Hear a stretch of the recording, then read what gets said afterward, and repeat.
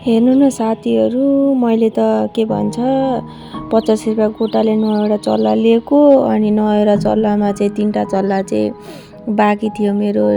अरू सबै चल्ला चाहिँ मेरो हेर्नु न न्याउरी स्याउरीले खाएर सकाइदिएको थियो। अनि 3टा चल्ला चाहिँ डोकोमा छोपेर घामतिर राखेको। भरे त कुन खालको चराले चाहिँ त्यो डोकोबाट चाहिँ निकाल्दै खाँदो रहेछ क्या। यो चल्ला चाहिँ जस्तो यस्तो यो दुलो दुलो छ नि, यो दुलो दुलोबाट निकालेर खाँदो रहेछ। कुन खालको चरा थियो कुनी, अब चिन्न पनि आउँदैन मलाई त। अनि खुनै खुन बनाइदिएको थियो हिजो पनि। अब डोकोमा छोपेर हिजो चाहिँ भनौँ न 5वटा जति चाहिँ थियो। अनि डोकोमा छोपेर चाहिँ के भन्छ घाँस काट्न गएको थिएँ। हेर्नु न यसरी डोकोको दुलोबाट निकालेर खाएछ। 2टा जति त त्यही डोकैभित्रबाट खाएछ निकालेर।